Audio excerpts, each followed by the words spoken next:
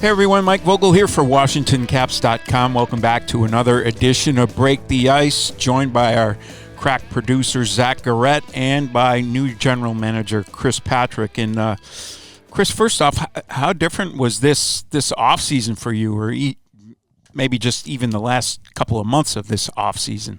Yeah, it actually felt like I cheated a little bit because we got so much done at the draft and headed into July 1st that a lot of the stuff that usually occupies kind of the slower months of the off season was already taken care of. You know, we got all our restricted free agents signed. We didn't have any pending arbitration cases or anything like that. And even on a personnel side, coaching staff changes, things like that usually tend to trail into August and even early September. We didn't have anything really substantial to deal with there. So it was a little quieter than other off seasons have been, which was kind of nice. Get my get settled into the new spot. And that you mentioned it was a whirlwind. I think it was less than 2 weeks. 7 new players, 4 forwards, a couple defensemen, a goaltender. I think it was 4 trades and 3 free agent signings. It was a real beehive of activity. How did that all come together? And is that sort of a thing where it's availability or it's need? What's the balance there? Yeah, a little bit of both. I think some of the things that came together had been on and off in the works for a while as far as the trades. I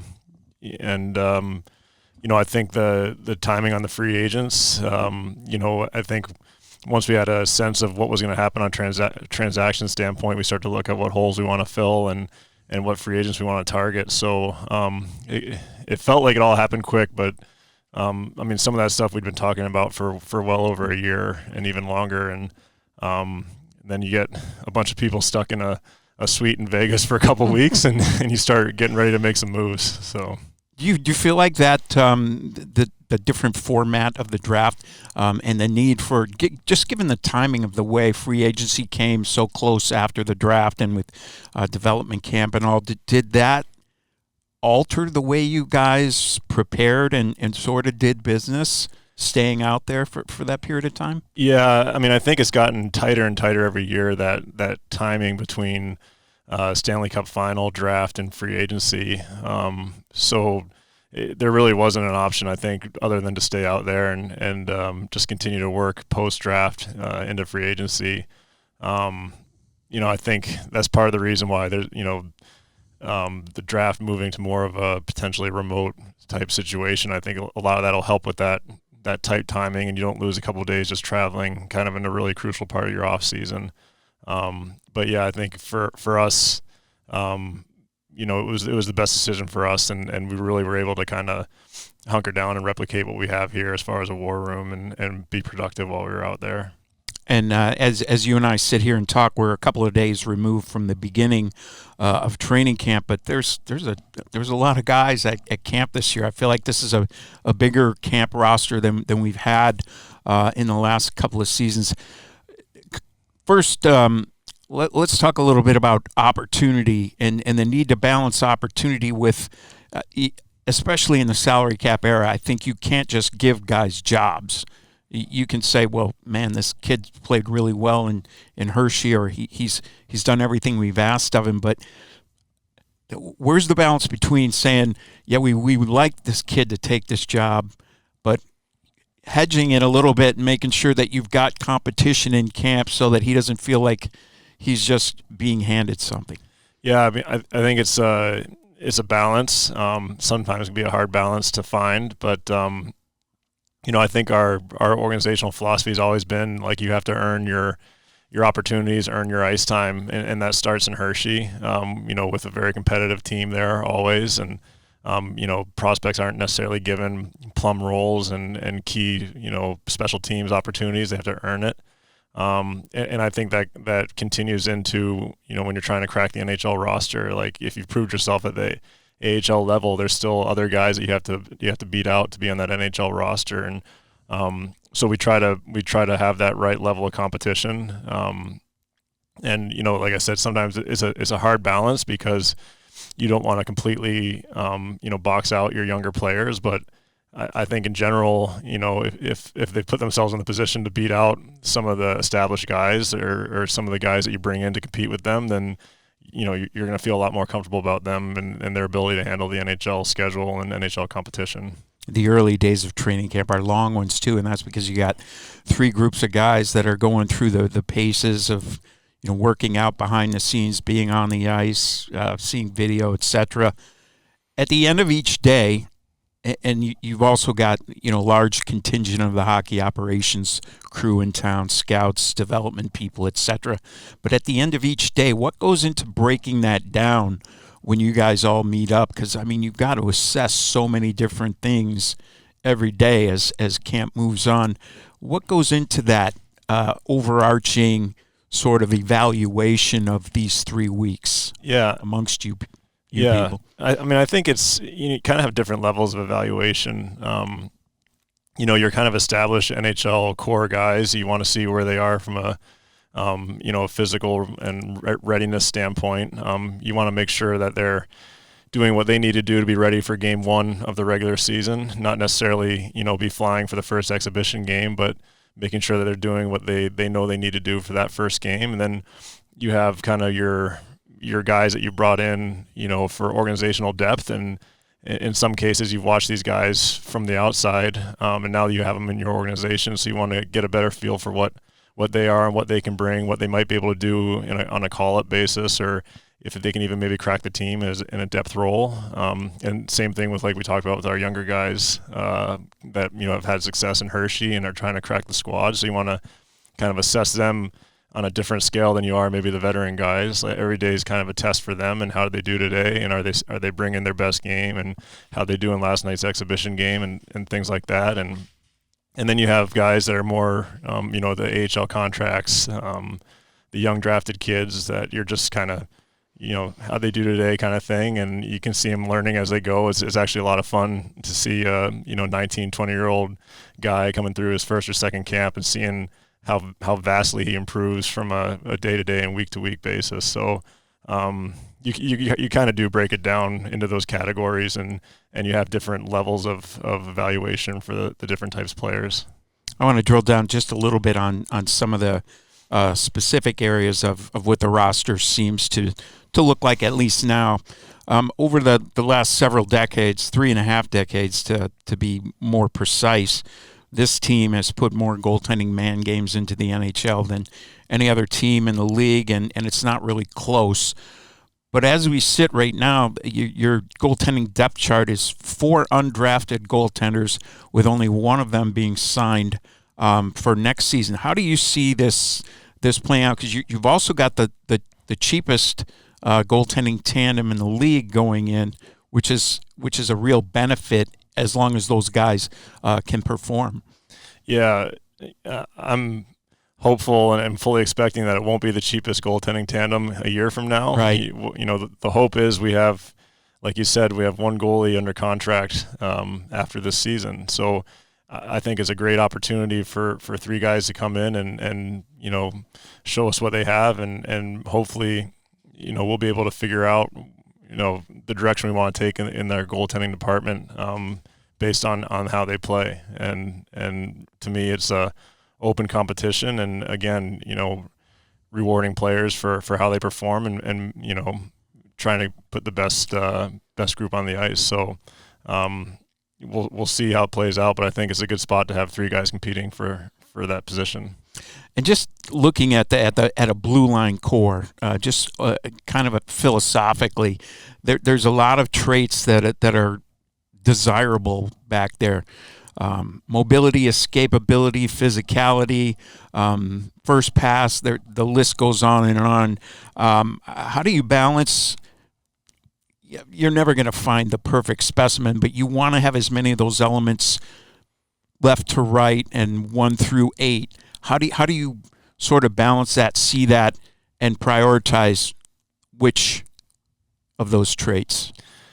I think kind of like you said, it's a balance. Ideally, I think on a good team, you're going to have at least 2 defenders that are good puck movers. How well they defend, you can give a little bit on that if they're talented with the puck and they can create offense, and then you want to have a couple defenders that are really solid defensively, can give you good defensive minutes, can give you PK minutes. And if you go heavier on one side or the other, you have 3 puck movers and 2 good defenders and 1 guy that's kind of in the middle. That works too. If you got 3 or 4 defenders and 2 puck movers, I think you're good as well. What you don't want to get into a situation is where you have too much of the same, right? A bunch of guys that are good offensively, but you don't have enough offensive minutes for them, and not enough guys that can defend and take the hard minutes defensively. So I think that's when I look at our roster right now, what I'm excited about, because I feel like we have a really good balance of guys that have puck moving and offensive ability, and guys that can defend and play in their own end and shut down better players. It seems like Carps has some options as far as even in-game mixing and matching based on score, opponent, situation, as far as who's 1, who's 3 on the left, right, all those kind of things. But also, historically, when this team has been able to add 2 top 4 defensemen in the same offseason, you think 1982, things changed pretty quickly for the better. 2014, things changed pretty quickly for the better. What do you see from these 2 guys specifically? Jacob Chikrin, Yeah. dating myself. Showing your age. Yeah, and Matt Roy, as far as how it's going to change the way the Caps look on the ice this year. I mean, I think it just gives us, like we were talking about, the mix of skill sets and depth. I mean, I think it gives you 2 really good guys at both those aspects. I mean, I think Matt Roy gives you a guy that's first and foremost a really good defender, but can also get up the ice a little bit and show some willingness to do that. But he'll be able to play against good players and take some hard minutes. And with Chikrin, I think you have a guy that's got a lot of offensive talent, big, strong guy that can handle guys in his own end as well. But certainly a guy that gives you another offensive element on the blue line. So I think, hopefully what we've done is we've added 2 guys in each category that are at the higher end of that category for us. What are the challenges of integrating 7 new faces, new NHL faces into a lineup?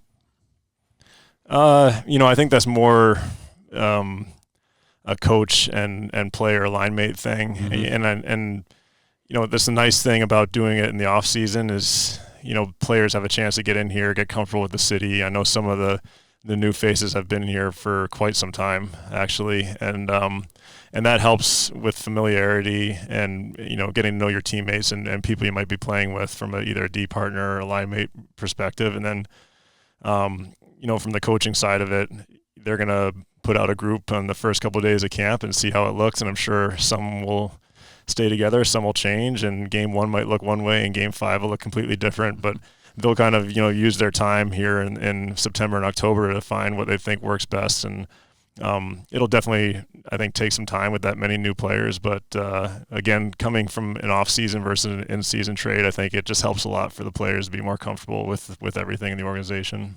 Today is Alex Ovechkin's 39th birthday. He's getting ready to start his 20th season in the league.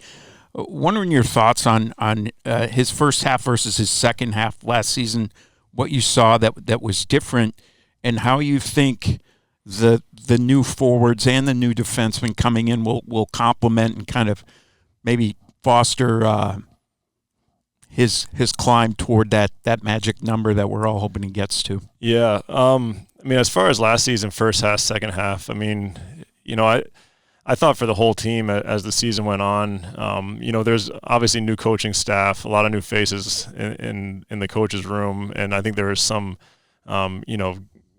getting used to the system, the communication, and just getting comfortable with the new staff, like what happened with any team. And I think as you got into the second half of the season and the team started realizing like, hey, we might be able to make the playoffs here. I think guys, including Ovi, got a little more energized, and it kind of gave him a nice push to kind of slog through the tough days of February, March, and have something to really play for. And then, sorry, the second part of that question was how the new faces will sort of help. Yeah, again, I think from what it sounds like, it's kind of given a little jolt of energy to the group. It feels like there's a lot of positivity in the locker room right now. I think that comes from some new people coming in and wanting to prove, that they belong and that they can help the team and that they've earned the contract they got, or that someone was wrong about them along the way. And I think it comes from, the existing guys. You have some new faces that is kind of exciting, and the prospects of playing with this guy might be fun, or it's gonna be fun to see what this guy can do on a nightly basis. And so I think just in general, I think the group's been a little energized by it, so it should be fun. I think if we dial back to the end of the 22-23 season when the Caps did not make the playoffs, there was probably a faction of the local fan base that wanted to just blow it up, start all over again. But we've had this conversation over the last couple of years. In those 18 months since the trade of Orlov and Garnet Hathaway to Boston, you guys have gotten better and younger and done it without giving up much, and have still been able to add some quality prospects to the cupboard as well. Give us an idea of why you think that retooling on the fly, as you guys have done over that 18-month period of time, makes more sense in the modern NHL than the tear-down rebuild that we've seen. If you look around the league, teams not having as much success these days with that philosophy that served the Caps, the Blackhawks, and the Penguins pretty well 15, 20 years ago. Yeah, I think starting right there, for me, is the biggest thing. And I don't know if it was just luck or why it seemed to happen in almost succession with Chicago, Pittsburgh, Washington. All kind of did it around the same time. They all ended up winning Stanley Cups. But, like we've said, it's for every one of those, there's two or three teams that have tried the same thing and are maybe now starting to get competitive, or kind of stuck in a endless cycle of, we need to, jettison some guys again and try to get younger again because this group didn't work. And, I don't think there's a magic ticket to how you can build or rebuild a team, but, the rebuild on the fly, a lot of things have to go right. You have to end up with the right draft position. You have to have the right draft class, a deep draft class. You have 10 picks in the wrong draft class, and you might only get one or two good prospects out of it. You have 5 picks in a really good draft class, you might get 4 good prospects out of it. So there's a lot of things that are kind of out of your hands when you're doing that. And I think rebuilding on the fly, if you're starting with a decent base of a couple, we have a couple of good pieces that are younger that are coming, and you can start to add and augment around that. And like you said, that Orlov and Hathaway trade, that allowed us to go out and get a young defenseman. And I think we've done a good job at trying to find, even the Dubois deal. He's been around for a little bit, but still a young player, really. And there's going to be players available like that. It always seems like the only way you can get a really good young player is if you draft them, but it just doesn't, to me, it doesn't seem the case. I think every offseason you have examples of young players or youngish players that end up moving. And like I said this summer, I think you look at the Stanley Cup finals, you can see, or even the conference finals, you can see a couple teams that were there playing, really good teams playing high-level hockey that didn't blow it up to get there. I guess over the course of most of your time in the organization, you've been involved in scouting and development and those sorts of things. But as a GM, and we saw it last year, you're traveling a little bit more with the varsity squad. As a GM, I think different guys that I've talked to over the years have different philosophies on how they want to keep tabs on the guys that they don't see 82 times a year. The guys in Europe, NCAA, CHL. What's your philosophy on how you're going to manage that? Yeah, it's my philosophy is going to be you really have to trust the people that are watching those players. I even saw it in my own, obviously doing a lot of pro scouting over the last 10 or 12 years. And then over the last maybe 12 months, I've been around, like you said, the big club a little bit more.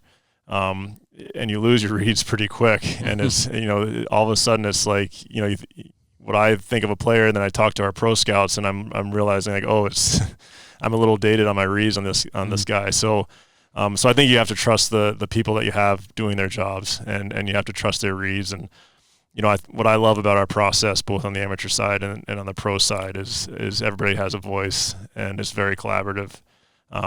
We integrate the eye test, we integrate analytics, and we try to come to a informed decision in whatever we do. And so I think you have to, trust that process and the people that are in that process. As a pro scout, you go into those buildings, watch a game, and leave. When you're traveling with the team as the GM, you're along for the whole ride. What was your any takeaways from that last year, from being in, seeing the facilities, seeing the cities, and having some downtime to try to figure out how you're going to make the most of or occupy during the course of the days? Yeah, it's it really is a traveling circus, which you don't have a feel for when you're on the pro side. If I'm on the road, I'm going to Columbus for a game. I fly in, as late as 3 o'clock, 4 o'clock in the afternoon. Mm-hmm. I can go straight to the game and go to the game. Watch warm-ups, get the lines, watch the game. I will never admit it under oath, but maybe leave 5 minutes early to beat traffic and get back to the hotel. So you got an early flight the next day to the next city, and you're kind of away from the traveling circus, which is you're getting in the night before. The players are having their meals, and the next day is pregame skate on the bus, pregame skate. Back on the bus, back to the hotel, get your rest, get your food, back on the bus, back to the rink, play your game. Recovery, back on the bus, back to the plane, on to the next city. And I don't know, I guess, I knew it was happening, but you don't get an appreciation for the fact that, 41 times a year, these guys are landing in a city at 1 a.m. and getting dragged into a hotel and trying to get some rest and getting ready to play against the best players in the world that night. So it's, it's a physical test on these players, just the off-ice part of it. You mentioned that your reads are maybe a little different. How is it different watching a game as the guy who's responsible for everything versus watching a game as a pro scout, where maybe you're honing in on one guy or whatever your assignment might be for that given night? I think the biggest difference when you're a pro scout is there's no emotional attachment to the game. So you have, I think, more of an unbiased view. You get a better view of the players.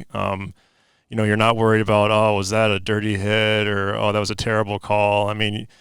For sure you'll be like, oh, that was a tough call or whatever, but like you move on, you forget about it, and you just watch the game. And sometimes when you're watching your own team, the emotions get involved, and you start to get, you're down on the refs, or you're down on how certain guys are playing, and I think you can tend to be a little more solely focused on your own team, and yeah, I think it's just the emotional part of it is something that you have to manage a little bit more, so you have more of a, try not to be too emotional in your judgment of what's happening in front of you. That makes sense. We talk a lot about how fast this game changes, and you've been in this game now long enough to have witnessed some of those changes. What have you seen in the areas that you've worked in that have maybe evolved or changed over the years, say scouting, development, analytics, draft, recruitment, those type of things that are the nuts and bolts of the hockey ops department? Yeah. I guess I'd be speaking more for within our own organization. It's hard to say with other organizations, but I think our scouting and analytics, I would say, have evolved together. Our scouts talk a lot more like analytics guys than they used to, and our analytics guys, I think, bring in some of the scouting lingo now, and because there's, I think, a mutual respect for it, for each other. That's why that's kind of evolved that way.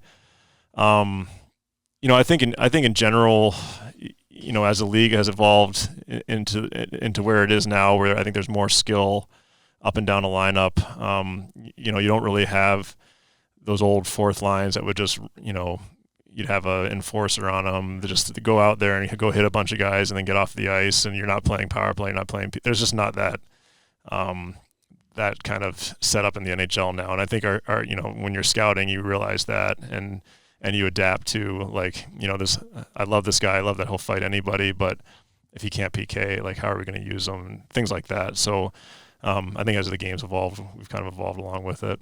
Are you able to see around the bend, or do you try to be able to see around the bend and see what's coming next and try to be kind of at the forefront of those types of changes if they're in the offing?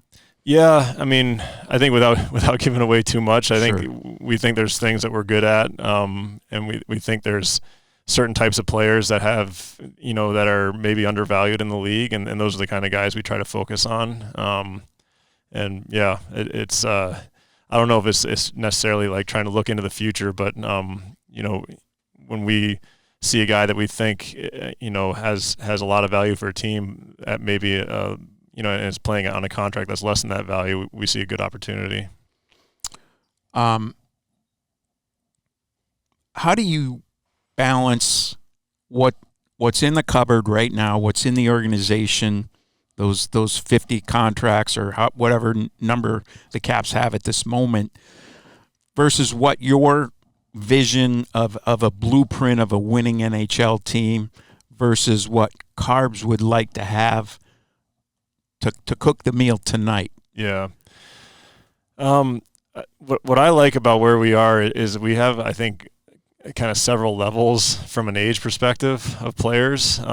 You've got the Alexes and the Johns that have been here for a long time, kind of the older players in the room. And then you've got like Tom and Dylan and some of the guys that they're not young players anymore, but they're still on the younger end of the spectrum. And then you kind of have that older next wave like Alexei and Connor, and then you have kind of the younger next wave like Miro and Lappy, and so I like that we kind of have these layers of ages within our team, because I think you can do both. You can give Carbs what should be a competitive team every night while also bringing along your younger players. I think what Carbs views as being a successful team in the NHL, and what we need to do to be a successful team, looking at our personnel and where we're likely to head in the future, aligns with what I view as well. And I think the types of players we bring in will fit into that role well.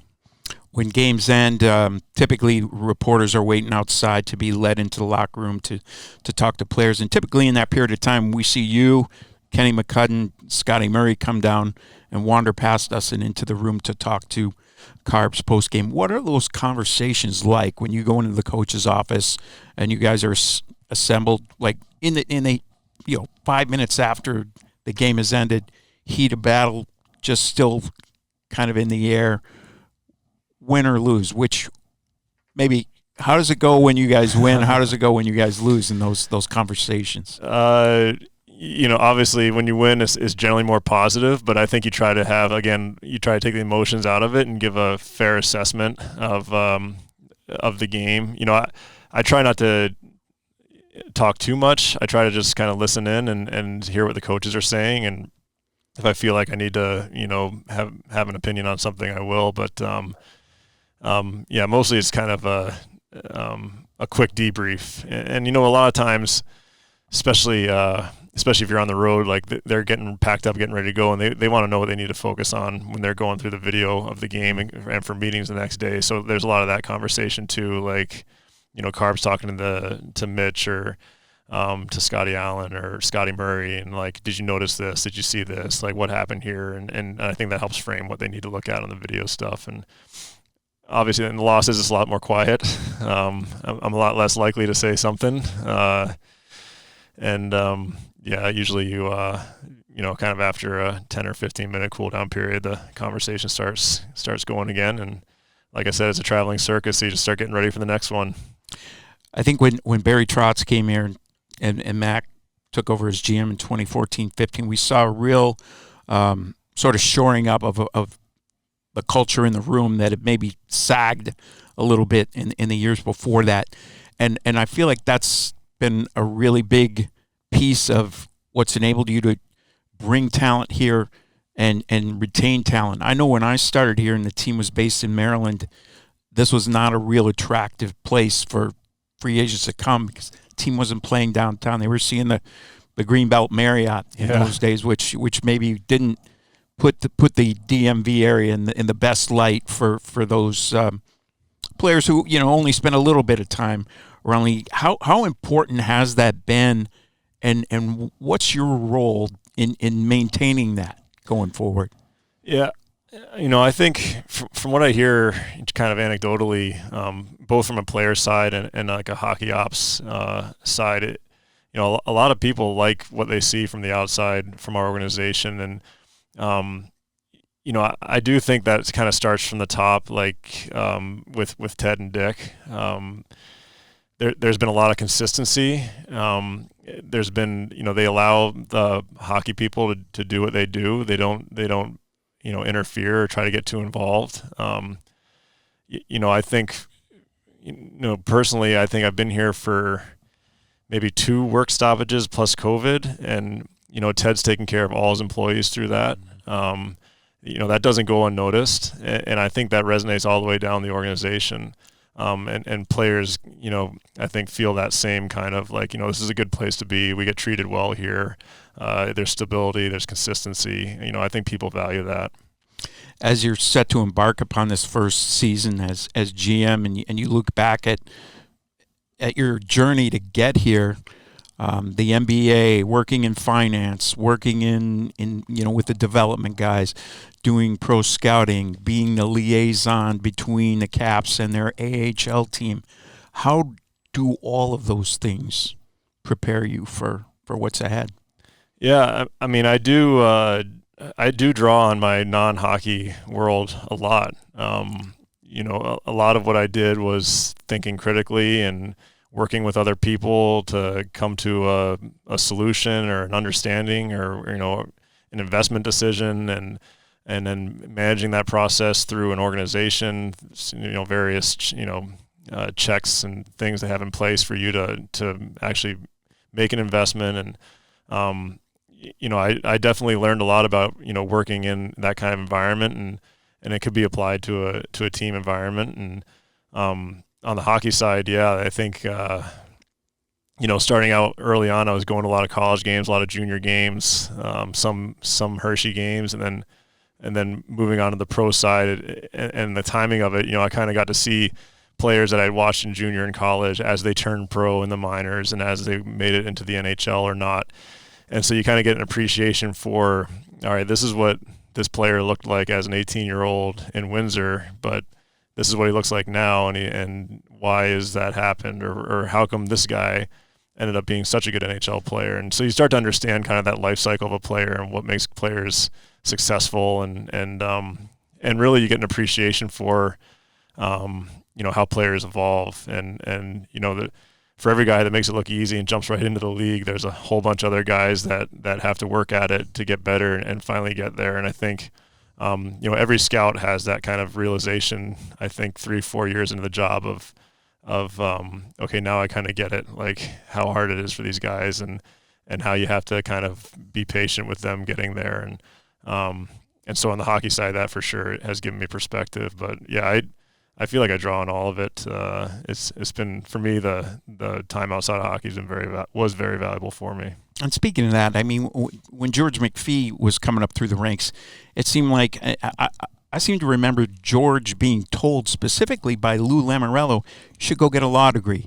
And I feel like a lot of the GMs of that day had the law degree. Do we feel like that's kind of morphed into finance now, that's a little maybe more valuable, just given the way that the game and specifically the salary cap aspect of it have evolved over that period of time? Yeah, I hadn't thought about that, but I think that is a good correlation. I also think too, like a lot of the analytics stuff lends itself well to.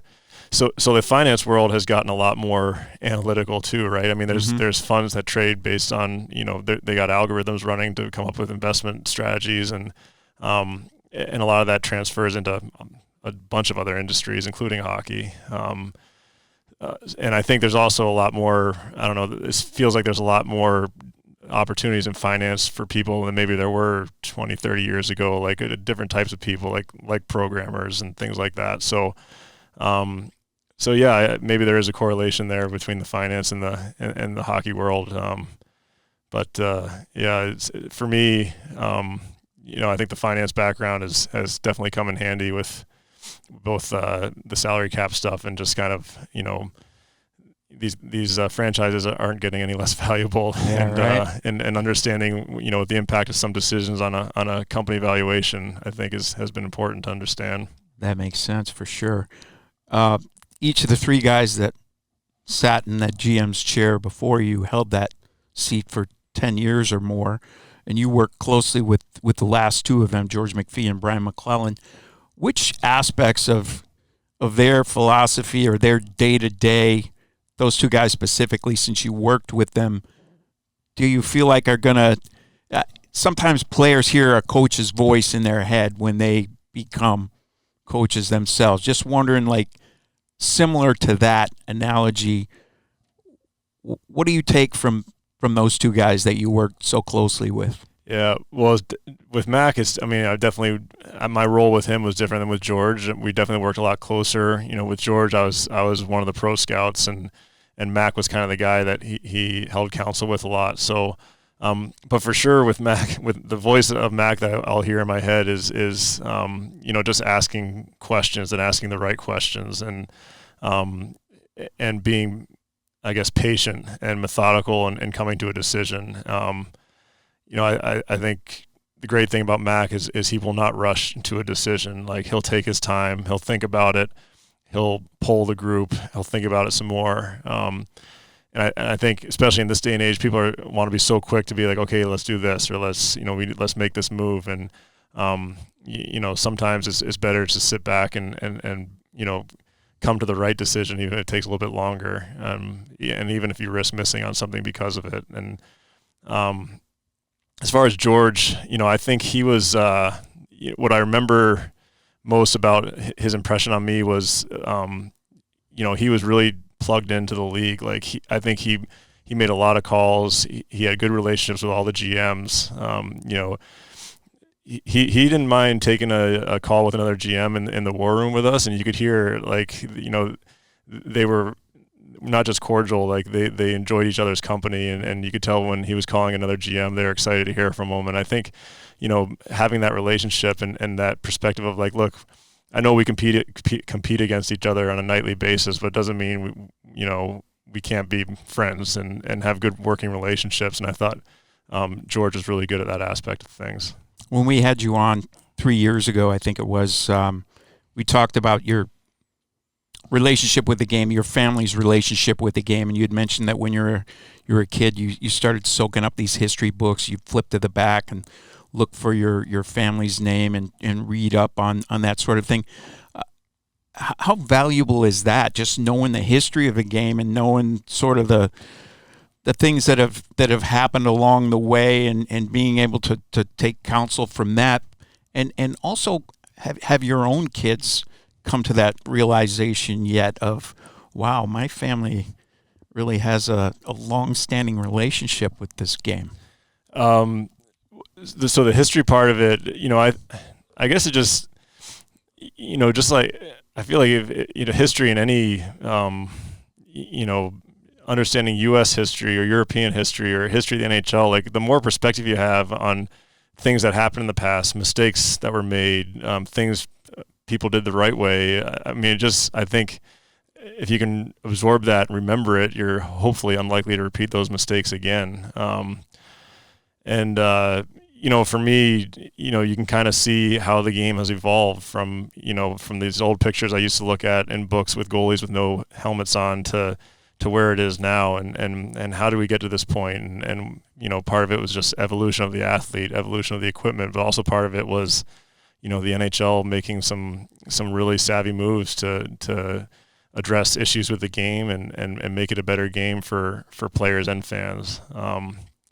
As far as my kids, like, I think some of them, kind of get it, and I think some of them don't quite get it. I was actually telling the story of the other day. I was driving my daughter and one of her friends to hockey practice, and we were talking about, somehow we got on, like, emergency goalies and how this, an emergency goalie can play for another team.